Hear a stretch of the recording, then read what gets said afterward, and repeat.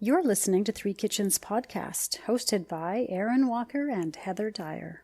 We're home cooks, sharing our kitchen adventures with you. Let's all get inspired, cook better, and eat great food.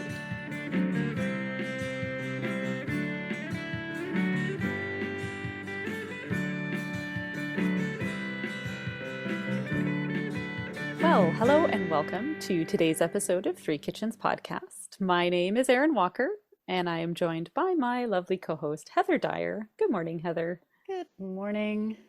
And we have a third kitchen joining us today. Her name is Paige Friend, and she is the host of the Beach Speaks podcast, where she shares stories about the beach and our connection to it. And so we have invited her here today to share a recipe that is special to her and to hear more about the beach. Hello, Paige. Oh, wonderful. Hi, thank you. I'm super excited to chat with you. Before we started recording, I just had so much to say about food in general. I said I will have not plenty to talk about, and of course, the beach is my thing. So we'll weave that into the conversation. Have you always lived near the beach? No, no, I Oh, grew up in the mountains of Pennsylvania, and I always wanted to oh, go to the beach. I would beg my parents, can we please go to the beach? Please go to the beach. And the closest one was probably 5 hours away. So, I mean, it oh. was a big deal to go. Right. Yeah. And then when I became adult and got married, we moved around, ended up in Florida and living in Tampa at the time. And so we were close to the beach. We had kids, all kinds of activities. We rarely made it to the beach. It was so close. And I get Mhm. to Orlando for 14 years. I'm there and rarely could get to the beach for work and all of this going on. I was a little closer. We had Cocoa Beach was maybe in 45 minutes to an hour, depends on how fast I could drive. I started making my way to the beach more often when my parents, one, moved from Pennsylvania to Clearwater. So I wanted to spend some time with them. So we had a little special beach that we would go to. And then I was able, with my work schedule, to drive over to Cocoa Beach early in the morning, catch the sunrise, do a little meditation, do the kind of beachy thing, and then hop in my car and get back in time for work, which was really good. Wow. I was kind of in a holding pattern. I didn't know what I wanted to do going forward. I knew I wanted to meet my soulmate, quit my 9 to 5, and move to the beach. Mm. That was my goal. I didn't do that automatically. It wasn't like I had a fairy godmother that tapped me on the head and say, "Your wishes are my command." I actually worked with a mindfulness coach, believe it or not, and she helped me kind of break down kind of like a recipe. You've got this beautiful dish that you want that you just can't wait to taste, but you just want to throw all the ingredients together and throw it in the oven and it's going to magically appear. So kind of like that, I worked on certain areas where did I want to live at the beach? Who did I want to be there with? I joined a dating site called Meet Mindful, thinking I want to live at the beach. I don't really know which one. I'm here in the middle of the state, so I kind of cast this wide net from coast to coast and thinking I just want to meet a friend. So I filled out the all of that you fill out for a dating site and then forgot about it because it was a free 30-day trial. And I went about doing other things to think about, okay, how am I going to leave this job? How am I going to actually make this move and all that? 29 days later, I get this email saying, meet Bernie. And I thought, Bernie. So I clicked on his profile on Meet Mindful and everything I had listed, he checked all the boxes and plus. And I thought, wow, this is amazing. I had to actually join the site. So I don't know what was it, 29.95 for a month. So I could send him a message. And that's how we met. And wouldn't you know, his last name is Friend. So I actually met a friend. Aw.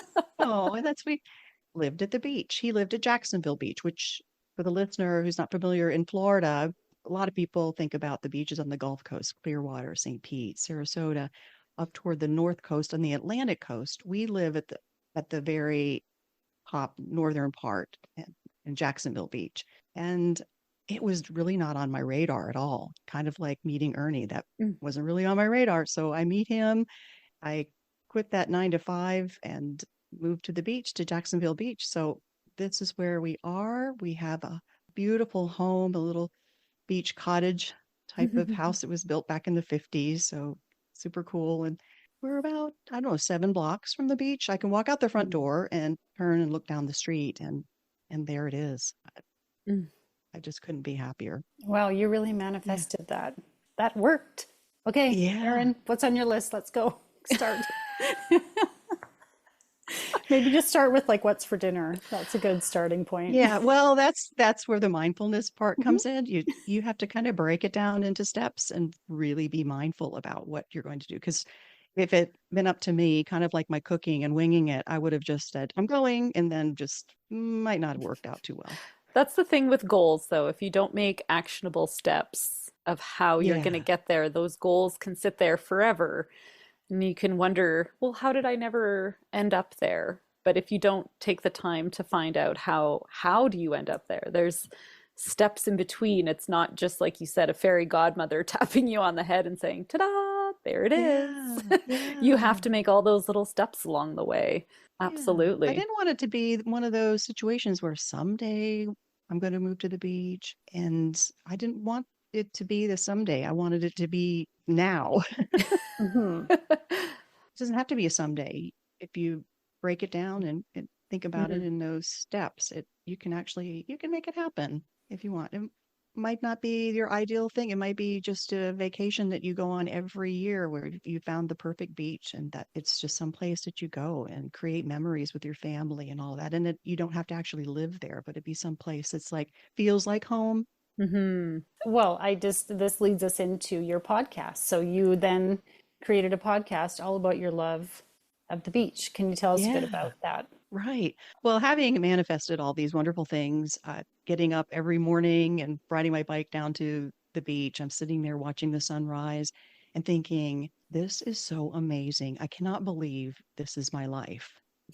I'm so filled with gratitude, and I just wanted to share it. And I thought, how do I share this? I love podcasts. I'm a podcast junkie, always have been. And I thought, well, and I have this voice. Why don't I start a podcast? I had no idea how to do it, but I thought, okay, instead of someday I'll start a podcast, let's do this now. And just kind of broke it down, and here I am. It's such a joy to talk about the beach, hear stories about the beach, that there is something about it that really does connect us all in Mm. some way, shape, or form. I mean, even just the environmental impact, our memories, our visits to the beach, we can all remember those times we spent. Mm. It's just really my way of, if you can't get to the beach, I'm going to bring the beach to you. Mm.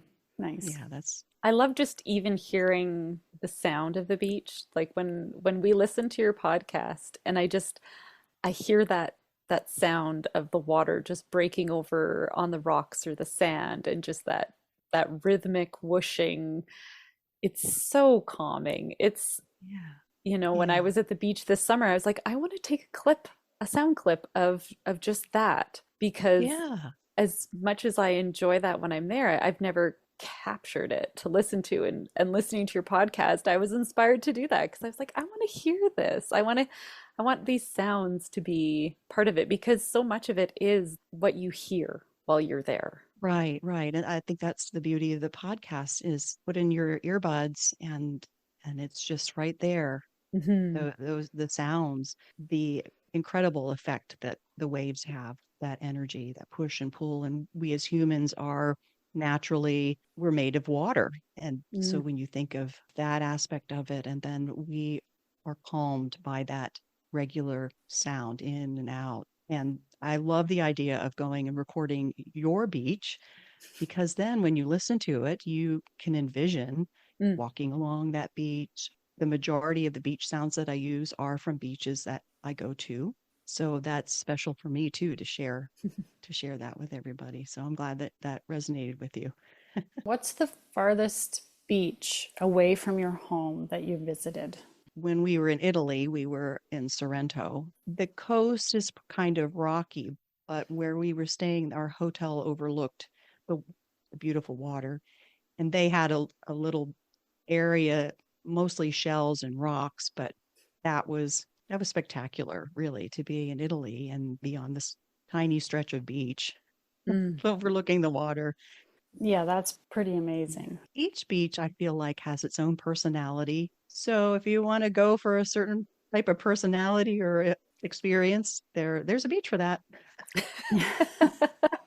I think one of the things I love about the beach is the life that's there.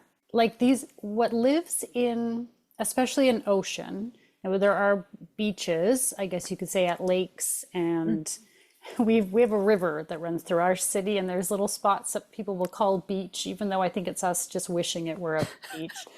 But the ocean in particular, if you go to a beach that has like tide pools, and when the Ah, tide goes out and you can see all these like mhm. interesting life forms that we don't get to see all the time, that only live in the ocean. It's just so Mhm. fascinating and really just like you could spend Yeah, yeah. hours and hours just poking around. That is so true, especially of the Pacific coast. There is just this particular beauty in the energy of the waves. I mean, when you go down even toward Los Angeles, the water is really cold. It's a lot different. Mhm. I love spending time on the Pacific coast, kind of beach hopping. We drove down and we would stop and look over a cliff and say, "Oh, there's a beach there. Let's see if we can reach it." The beach itself is so much more than just going to the ocean. Well, if you think about what's the salt, Mm. the negative ions, the water, when you walk in the sand, you are absorbing all of that energy. That is why it is so calming to be there. The rhythm of the water, just the atmosphere is healing. It really is. And then you do have that interaction with nature when you're out in the water. We go paddle boarding and the dolphins are out. We go in the freshwater springs and we've got manatees swimming around. That's It so really is. cool. It is. It Mhm. really is. We haven't encountered any sharks yet, but I know, Yet, I don't know. I know they're out there. They tend to really just ignore people. Mm. Honestly, rarely Mhm. does it happen that you get a shark. Mhm. Some parts of the world, there's jellyfish you have to worry Mm, about at certain times. mhm, There's, mhm. I don't know, like on the Pacific coast, there's large whales. There's, I don't know, there's all Yeah. kind. It's just like so fascinating that it's the all this life that we don't see naturally inland, which is that's what makes it so fun and Mm. Yeah, yeah. yeah. And we don't think about the environmental impact too that Mm. we have on our beaches. Mhm. Fertilizer from farms is probably the biggest culprit for us here for red tide. We have Right. every once in a while a problem with that because the water is so much warmer now. And then you Mm. add the fertilizer to what's already naturally growing, and you just get these algae blooms that are really dangerous to the fish, dangerous to people. So Mhm. that's a real concern. And you don't often think about that if you're inland and you're not at the beach all the time, kind of out of sight, out of mind. But it really does have an effect. Yeah, absolutely. And these are the kinds of conversations you're having on your podcast, all the things to do with the beach. So, anyone who wants to hear lovely stories about the positive energy and the experience and the nature, but also the concerns around the environment and, you know, just people's impact on the beach, you can hear Mhm. all of those things on Paige's podcast. Mhm. Yes, yes. And if you just want to tune in and hear the sound of the waves and my voice and you fall asleep, perfectly fine. I will not be offended because that's typically what happens when I go to the beach. I hear the the waves and I get so relaxed. I fall asleep. So if that's Mm. all you need is like a meditation to calm your nerves and soothe your soul, I'm here for you. Oh, that's nice. I love that. Hey, beach lover. Is the beach calling out to you right now? Do you love listening to the soothing sound of ocean waves and breathing in the salty air? Do you love the feeling of sand between your toes and the warm tropical breeze on your skin? If so, grab a cold drink, relax in your beach chair, and tune in to The Beach Speaks. the podcast that shares stories about the beach and our connection to it. Join me, Paige Friend, your host and fellow beach lover, in listening to engaging conversations with guests including authors and artists, entrepreneurs and travel experts, all with a deep connection to the beach. You'll also hear some personal stories of my own beach adventures that will inspire you to reconnect with the beach, return to your soul, and reimagine your life. New episodes are released bi-weekly wherever you enjoy your podcasts. The beach is speaking. Are you listening? Well, you mentioned Italy earlier on in this Yeah, conversation. Oh, I was there like earlier this year as well for the first time. And when you were talking about that beach, I can picture it. I was standing on it. I'm like, oh, it's just yeah. lovely. So lovely. And I'm just sitting here with so much envy. Yeah. But you did share a delicious recipe, so I feel like I have a little taste. Mm. Yeah. Hmm. When in Italy, obviously, you need to eat, and you will eat well wherever you Mm. go. And we made an effort to kind of step away and go along some side streets, get away from where everybody is, and try to find a place that's more local. Hmm. They call them pubs. They're like cafes, smaller restaurants. And we Hmm. found one. It was, I think, Pub Cucina 246, something like that. And we had reserved a table. We got there, and there was some confusion about our name and where we want to sit because English was not their primary language, and we were not speaking Italian all that well. But food is an international language, so I know Hmm. this woman came out and she gave us a seat and was so excited that we were there. She had handwritten what the specials were and reading them off to us in Italian. So, of course, we were nodding and thinking, okay, I can half understand this. Eggplant Parmesan is one of my favorites, and I hadn't had that yet. So, we ordered that as an appetizer. And Hmm. then they had limoncello tiramisu there. We had that for dessert. Oh, so good. As you'd done the limoncello Hmm. episode. That was inspired by my visit to Sorrento, a little farm we went to Yes. there. Yeah. Yeah. Mm. Yeah. When that dish of eggplant came out, it was just a small appetizer size, and we dug into it. It was extraordinary. I thought, I have never had anything like this. The taste, the consistency, it was just perfect. And of course, they probably been making this for centuries in their family, try to recreate that, right? But the experience, I Mm. think when you're eating food in a place like that, you have that connection to the person that made it, Mm. to the ingredients that were sourced, which were just around the corner. She was telling us that, yeah, I just go to the market in the morning and get all that I need for the day. So that shrimp that you're eating right Ah, now, I just got earlier today. wow. When we got ready to leave, really didn't want to, but we figured we better leave so somebody can take our table. She came running out to us with a great big hug. Honestly, I'd never had a restaurant owner come out and hug me before, just to thank us for coming and just enjoying the food that she so lovingly prepared. Obviously, very proud of it, and rightly so. So we talk about that probably as much as anything else that we did in Italy because it just, like I said, it's just that connection to the food and that memory of the whole experience. Mm. When you're asking me about a recipe that I might like to share, we don't cook a whole lot here than anything that I really want to share right now, but I did think that recipe for eggplant would be a good thing to share. However, we don't really have one passed down from centuries at least. So we looked for one online, as Mhm. many do.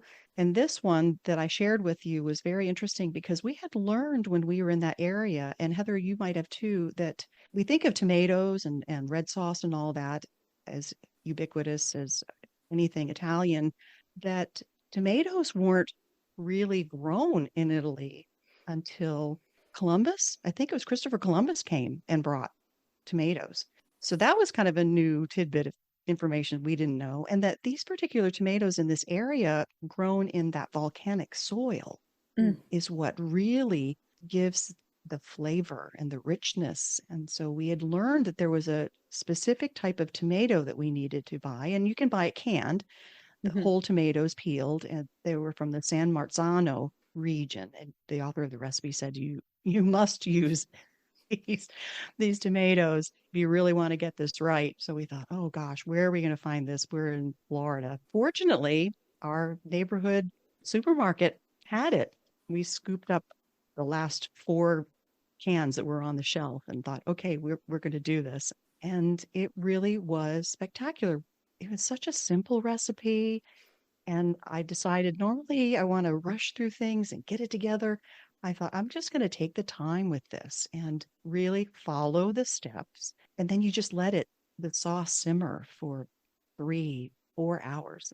It's just the aroma and everything. It's just Mm. then the memories start coming. You think, oh, this is going to be wonderful. And preparing the eggplant was a little dicey for me because I'm not used to breading and frying anything. I had to Mhm. go through a few iterations to get that kind of right.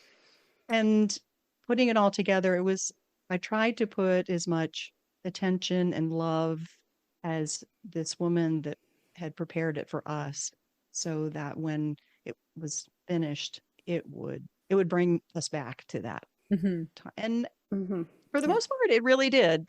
We had to make it a second time to get the eggplant a little better, but it is best eggplant parmesan I've had aside from what we had in Sorrento. Would you serve it to the Italian family? I would. I would Mm. because my mother-in-law, she also shares a love for eggplant parmesan, and I would really, really love to share with her. Yeah, yeah. I think that's how you know that Hmm. you feel like you did it justice, right? If you're like comfortable Yeah. feeding it to the Italian in-laws, Yeah. then it's like, okay, I Yeah. think I got this one. Okay, I think we got it. Yeah. Yeah. Anybody trying this recipe, I highly recommend you follow the steps and put a lot of love and, and time and care in it, and it'll turn out just fine. I was the one who took on the recipe. We split up, take turns who takes on the new recipe. And I have never eaten eggplant parmesan before. Oh, Can you imagine? I know, right, Paige? I know what's We're wrong both with like, me. what? It's because nobody's taken me to Italy yet. Oh, come on. Okay, so I've never had an eggplant parmesan. I've got limited experience cooking eggplant. It's not something that graces my table really that often. hmm So this was a good step outside of what I would regularly make. I do make chicken parmesan frequently, which hmm is kind of a spin-off of this. Having to go through the process of sweating the eggplants with the salt hmm beforehand. It's a lot of breading and frying and layering, and there's a whole bunch of little steps to put it together. But when this was done, oh my goodness. This is one of the best things I think I've made this year. Really? Oh, wow. I absolutely loved this. I thought it was incredible. I told my husband that I think this is like a savory little, those little cakes that you make, Like at high Oh, tea? yeah. like at high Yes. Okay, tea. It okay. was like that, but savory. Because I had made it where the rings stacked on one another. They came out as like a little stack, onto your plate when I made it, and it was like cutting into a little cake, but the best savory cake you have ever had. That sauce is fantastic. I Yeah, the think you're, sauce, you could use it I with th everything. yeah, I think you definitely found the key in those tomatoes. I don't know, I'm assuming because that was fantastic sauce. hmm I will admit I didn't even source San Marzano What? tomatoes. Well, there goes that theory. Okay. So this sauce could be better, is essentially what Oh, wow. we are telling everybody. I just got canned tomatoes at the store because I was a little bit haphazardly behind on things. I went to start making it and I realized I didn't have enough tomatoes, so I had to run out and buy canned ones because I was originally just going to make this with some fresh tomatoes that I had, but then they had all disappeared somehow. We had eaten them, even with just the Well, canned tomatoes with a good old regular, I don't know, Canadian tomato. that's Time okay. Yeah. was a ticking. You did a great job of it because it was Yeah. really delicious. it wasn't very complicated. It was fairly simple to make. I kind of thought I Mhm. might split it up between 2 days because the sauce was going to be a long cook. And I thought, oh, breading and then baking and all the assembly and everything. It was really quite speedy and it came together really fast. Mhm. And Mhm. the flavors are simple, but they are so delicious. Any Yeah. tips, Erin, on the eggplant? You've done chicken like that a lot. Do you have any tips for Ah, maybe someone who's not as familiar with the frying in the pan? so I fried everything up in a cast iron pan, and I would say make sure to keep adding oil every time you flip it over so that you don't end up with dry breading. But Hmm. you can kind of hear as it cooks and it starts to get a little bit snappier as it's in the pan there. You kind of know you're starting to brown a bit and you just flip it over and it'll sizzle and then it'll start getting cracklier and cracklier and then once you've got that, just pop it out. And I had two sheet pans. So it was just one sheet pan of uncooked, ready to go. And I would bread up about five or six, pop them in my pan. And then as they were ready, I'd get the next batch ready and then flip and onto the pan. And you could kind of just focus on just frying until you had to assemble everything. I find it's keeping the even heat too can sometimes be, because if your pan heats up and gets hotter, you started off with a nice brown, Yes. but then it gets hotter and you end up burning something as you go. Like it can be tricky to maintain the heat. That's why I like using cast iron because it's nice and thick. So once you get it to heat that So you heat it like, first. Yeah, heat it you first. want to heat it Yeah. first. You want to get it to that temperature you want it, and then add your oil and then start frying. Mm. Is sort of my process because and for some reason I have been breading and pan frying a lot of things this last little while. We had some chicken fingers I made that way. And then this Mhm. eggplant. But yeah, you want to get your cast iron pan heated up first. And I usually get it to the point where when I put water in, it'll bead off, they say. Like it'll kind of Yeah. not just steam, but like little beads of water will kind of roll across the surface. And then I know my pan's ready. And I put in that oil and then I start frying. And Hmm. waiting a little bit in between batches so that I know my pan's heated up again, you know, just a minute or so, and then putting in new oil. Okay. I was curious, how thin did you slice your eggplant? I went for half-inch slices, Okay, okay. and you will see in my video, I did have my ruler out, everyone. I've Wow. got my Good kitchen job. ruler, and I marked those spots on there and little half-inch discs. Nice. I thought it was good because if it's too thin, it'll just sponge, like it'll soak up that oil so fast. But if it's too thick, then the center won't be. Hmm. What did you do with yours, Paige? Well, the first time I did, and I didn't think to get a ruler, and really, Who would? there, my winging it coming into That's play. me But too. I thought, well, I was very good at sewing at one point, and I pretty much know what a half inch and a quarter inch looks like. So I'm like, okay. And so I was more along the lines of the half inch. And when I first made it, did think they were a little thicker than I would have planned, what I would have enjoyed. So I went for a little more toward the quarter inch. However, I think what's really important, and maybe you found this, is the sweating to keep it from getting soggy and the breading getting kind of lost in the mix and all that. So That's something that I didn't realize that has to be done with the eggplant. Hmm. next time I make it, I'm going to get my ruler out and really, Everybody should have a kitchen ruler. I guess so. Note to self. yeah, yeah. A good knife and a good ruler.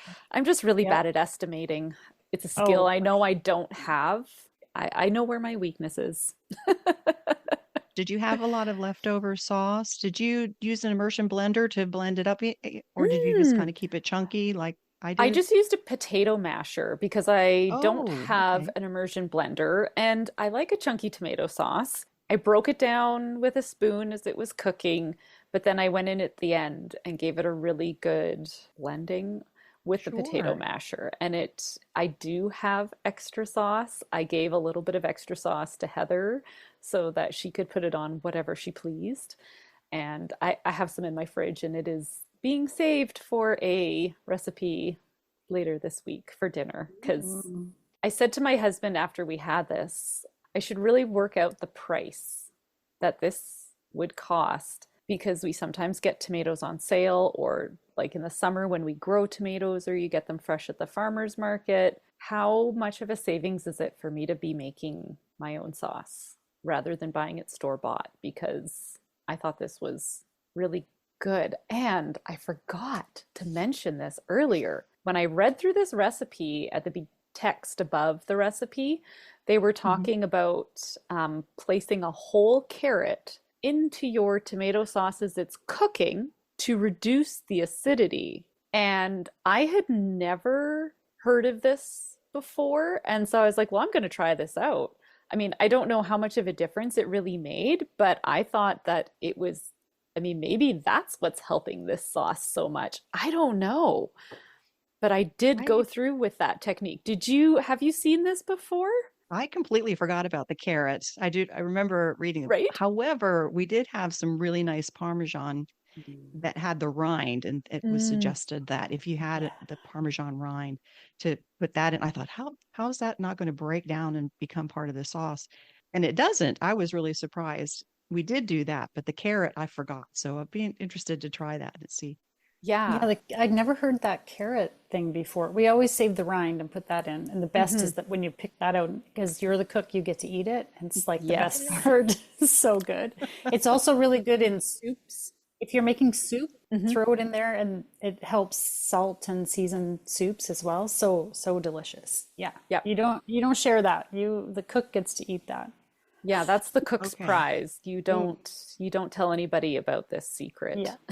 It's between the three of us and all the listeners. But don't tell who you're cooking for. As long as you're the cook, then that's fine. Yeah. I love it. I love having a secret ingredient. Yeah. Well, thank you, Paige, for sharing this recipe and your story of how you discovered it, which just makes us all want to travel and at the very least go find a good Italian restaurant and have like a really nice meal. And we hope all our listeners will check out the Beach Speaks podcast. Can you tell us where to find you and follow you? Absolutely. I am on all the podcast players as The Beach Speaks. You can watch videos and my lovely pictures of the beach and connect with me on Instagram. And I am on Facebook as myself, Paige Friend. That's where I post most of my beach stuff. My website is thebeachspeaks.com, where you can find all the episodes right there. You can just listen from your laptop or your phone in that regard. But I tend to be just in those few places. I'm not stretched too thin. I don't have time to do all the things, social and all of that. You know, I want to be at the beach. I was going to say, you got to go to you're basically at the beach. You don't want to be on your phone at the beach. No. And now for the fine print. For links to recipes and many other random things we talked about in this episode, check out the show notes or our website, www.threekitchenspodcast.com. Join us over on Instagram, Facebook, Threads, YouTube, and TikTok to see what we're cooking up next. And if you love the show, tell a friend. Word of mouth is the #1 way people learn about new podcasts. Thank you so much for listening. Today we had our first real snowfall. This is twisting the knife just a little extra. Talk of Italy, talk of the beach, talk of Florida.